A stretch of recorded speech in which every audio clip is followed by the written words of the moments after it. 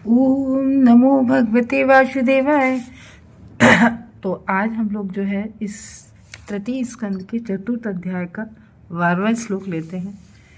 कल हम लोगों ने जाना था कि श्री भगवान के पास उद्धव आके बैठ गए हैं और मैत्री भी पीछे बैठे हैं, तो मेन श्रोता के रूप में उद्धव जी हैं और उद्धव जी सुन रहे हैं और भगवान जी उनको वसु कहकर बुला रहे हैं।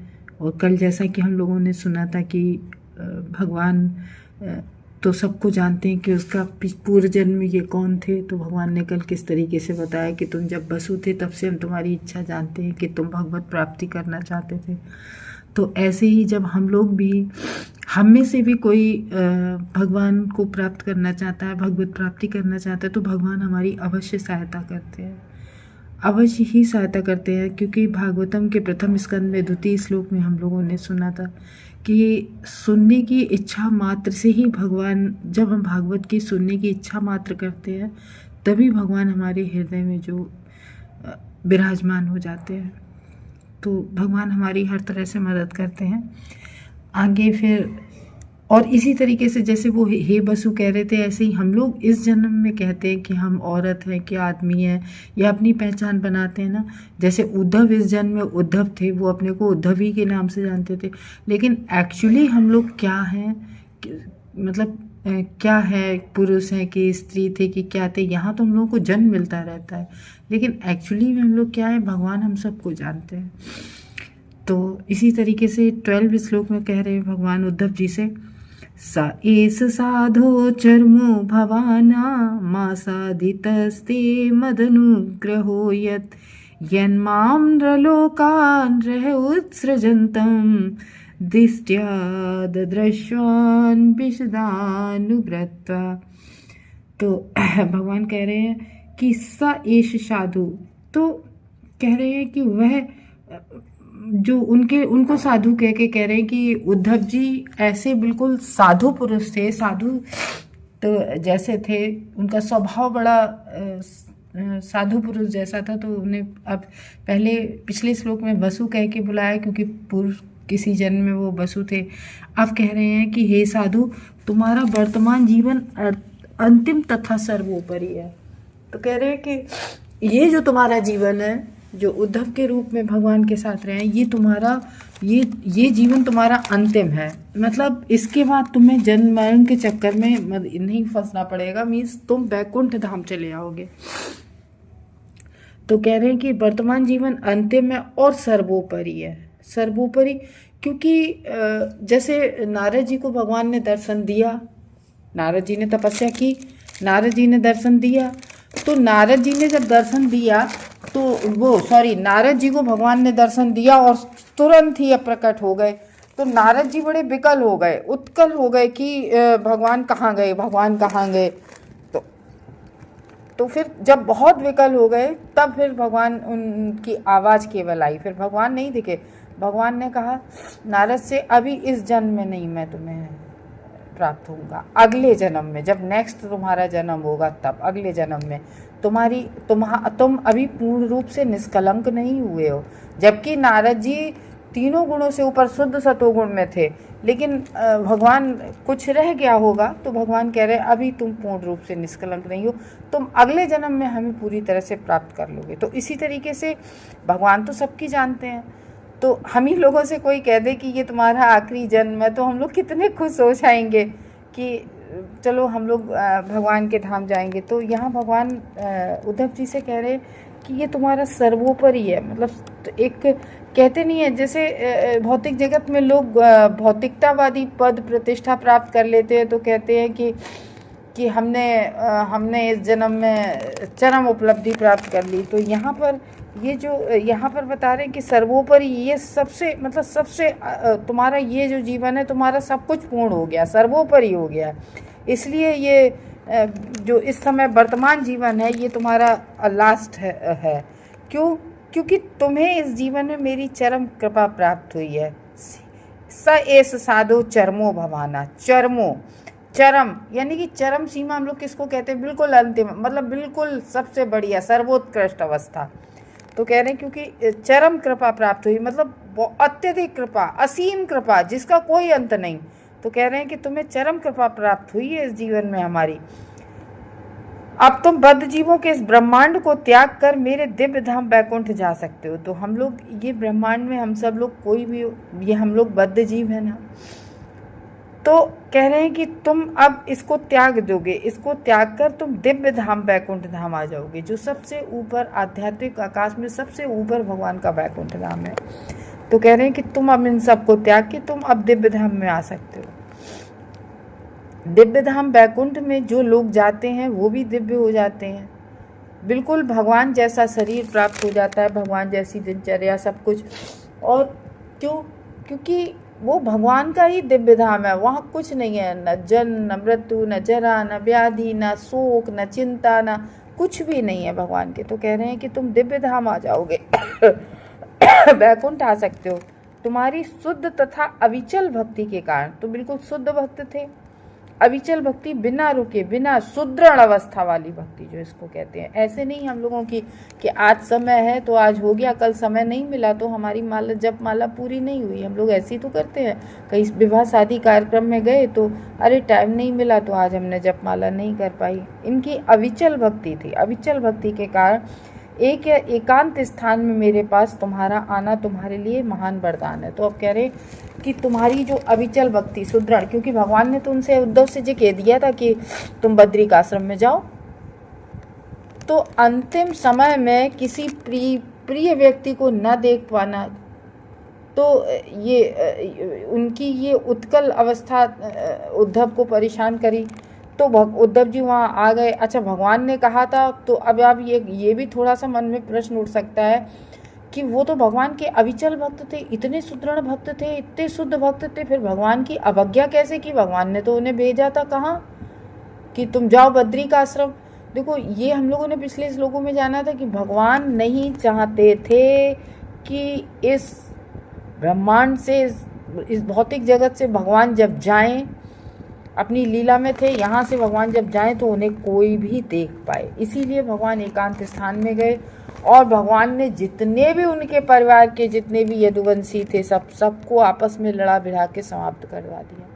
क्योंकि भगवान ने कहा भी कि अगर मतलब मैं पहले चला गया और ये सब लोग रह गए तो ये लोग तो पृथ्वी पर बिल्कुल आक्रांत मचा देंगे और उन्हें रोकने वाला कोई है भी नहीं पृथ्वी पर। ऐसा कोई है भी नहीं जो उन्हें रोक सके, उन्हें थाम सके। तो ये इस तरीके से ये तो पता नहीं क्या तहलका मचा दें। तो इसलिए भगवान बिल्कुल एकांत में वहाँ प्रवास क्षेत्र में जहाँ कोई नहीं था वहाँ बैठ गए। जब वो वहाँ बैठ गए तो फिर विदुर जी से कहा था बद्रिक आश्रम जाओ, तो विदुर वहाँ कैसे पहुँचे भगवान की अवज्ञा करके? देखो, ऐसा होता है जब भगवान, एक बात तो समझ लो कि भगवान भक्त के लिए अपने सारे नियम तोड़ देते हैं। जैसे भगवान ने निर्णय लिया था कि हम महाभारत के युद्ध में हम कोई अस्त्र शस्त्र नहीं उठाएंगे, और वाकई भगवान ने अस्त्र शस्त्र नहीं उठाया। लेकिन जब भीष्म पितामह भक्त थे भगवान के, उन्होंने, इधर भीष्म पितामह भी भक्त थे, इधर अर्जुन भी भगवान के बड़े भक्त थे। अर्जुन तो भगवान के नित्य पार्षदों में से गिने जाते हैं। तो जब उन्होंने रथ का पहिया फिर उठा के भगे क्रोध में, और उनका ऊपर वाला वस्त्र भी गिर गया भगवान का, तो भीष्म पितामह ने ये प्रतिज्ञा कर ली थी कि अच्छा, तो मैं अस्त्र में उठवा के ही रहूँगा। तो भगवान भक्त के लिए अपनी प्रतिज्ञा भी तोड़ देते। भक्त के लिए तो भगवान कुछ भी, ऐसे कहते नहीं, कुछ भी करने को तैयार हो जाते। तो यहाँ पर इनकी इतनी उत्कंठा थी उद्धव की कि मतलब भगवान को देखने की। तो उद्धव जी जब वो आए तो वो भी भगवान की मर्जी से ही आ पाए होंगे। भगवान की मर्जी नहीं तो कोई कैसे आ जाएगा? तो अत्यंत उत्कंठा की वजह से भगवान को वो नियम तोड़ना पड़ा और उद्धव जी वहाँ पर पहुँच गए। तभी तो भगवान लास्ट लाइन में कहते हैं कि दृष्टा दृष्टान विशरान वृत्य, कह रहे हैं कि तुम जो देख सकते हो मुझे, ये तुम अविचल भक्ति के कारण से मुझे देख पा रहे हो यहाँ एकांत अवस्था में। ये तुम्हारा अरदान, तुम्हारा यहाँ पर आना तुम्हारे लिए ये बहुत मेरा महान वरदान है। महान क्या कह रहे हैं? वरदान ही नहीं, केवल महान वरदान है कि तुम यहाँ पहुँच पाए हो, ये कह रहे हैं। देखो, मुक्तावस्था को प्राप्त, जो मुक्त अवस्था होती है, मुक्तावस्था को प्राप्त एक परिपूर्ण जीवात्मा द्वारा जितना मतलब मुक्त अवस्था बहुत कम लोगों की वो हो पाती है। तो मुक्त अवस्था को प्राप्त करना समझ लो कि ये एक परिपूर्ण वो जीवात्मा होती है। तो जितना भगवत ज्ञान प्राप्त किया जा सकता है उससे जब वह पूर्णतः अवगत हो लेता है, तो जब भगवत ज्ञान से पूर्णतः, भगवान कहते हैं अर्जुन से, कहते हैं यो में भक्ति तत्वता जन्म कर्म चा में दम यो में भक्ति तत्वता, अर्जुन से कहते हैं कि जो मुझे तत्व रूप में जान जाता है। तत्व रूप में हम लोग कैसे जान जाएंगे? हम लोग कहेंगे कैसे? बिल्कुल जान जाएंगे। क्यों जान जाएंगे? श्रवणम से, भागवत श्रवण करेंगे हम लोग। भगवान को जैसे जैसे हम लोग सुनते जाते हैं भागवतम, हम तत्वतः भगवान को जानते चले जाते हैं। क्योंकि हम लोग कहते नहीं, भागवत की इच्छा मात्र से ही भगवान हमारे हृदय में बैठ जाते हैं। तो कुछ सहायता भगवान अंदर से करते हैं।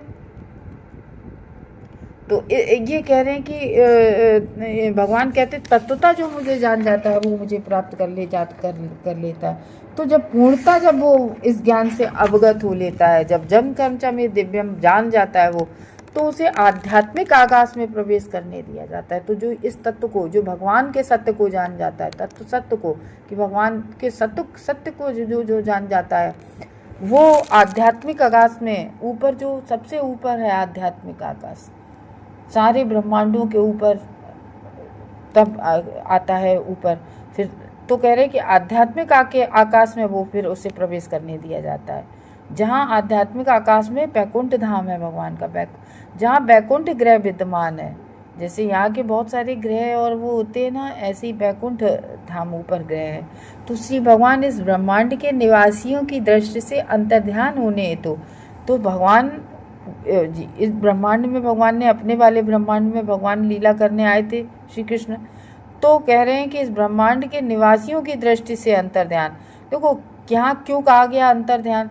भगवान तो कहते नहीं है कि भगवान तो कण कण में है, और वाकई होते हैं कि केवल कहने वाली बात नहीं होती है। भगवान परमात्मा के रूप में, और अंडाण स्थाति ऐसे करके कोई श्लोक भी है भगवत गीता में, हम लोगों ने पढ़ा था 4थे अध्याय में या 8वें अध्याय में है ये, अंडान कर्ण कड़ विषा ऐसे करके कोई है कि भगवान इस कण कण में विराजमान है।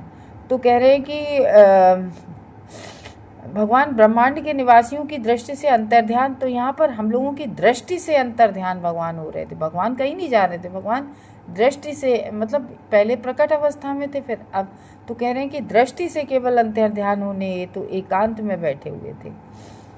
और ऐसे समय में भी उनका दर्शन करने, जब भगवान इसीलिए कि कोई हमें न देख पाए, अंतर्ध्यान होने जा रहे थे कि अंतर्ध्यान होते समय कोई हमें न देखे, तो भगवान अंतर्ध्यान होते समय एकांत अवस्था में गए और वहाँ पर बैठे हुए थे। और उस समय का दर्शन, जब भगवान नहीं चाहते थे कोई हमें देखे, और उस समय का दर्शन, लास्ट समय का, जब भगवान इस ब्रह्मांड से जा रहे थे, तो वो दर्शन करने के लिए जब उद्धव जी वहाँ पहुँच गए, तो उनकी एबिलिटी है ना कि वैकुंठ को प्रवेश करने हेतु उन्हें अनुमति मिल रही थी। उद्धव जी भाग्यशाली थे। और भगवान तो सर्वत्र सदैव रहते हैं, सदैव रहते हैं सर्वत्र। और भगवान का जो प्राकट्य होता है और भगवान का अंतर्ध्यान, भगवान चाहे प्रकट हो या भगवान इस जगत से अंतर्ध्यान हो, ये ब्रह्मांड के निवासियों का अनुभव मात्र है। तो कल हम लोगों ने बात की थी कि भगवान कृष्ण सूर्य सम माया, वे तो जैसे सूर्य यहाँ उगता है, यहाँ शाम होती है, लेकिन वो कहीं और उग रहा होता है, वो तो कभी छिप ही नहीं रहा होता है। तो ये सूर्य के समान है भगवान कृष्ण सूर्य सम माया। सूर्य आकाश में प्रकट या प्रकट नहीं होता है, यह तो लोगों का अनुभव मात्र होता है कि सूर्य प्रातःकाल उदय होता है और सायंकाल अस्त हो जाता है। ये तो केवल हम लोगों को अनुभव होता है, लेकिन सूर्य तो कभी अस्त होता ही नहीं है।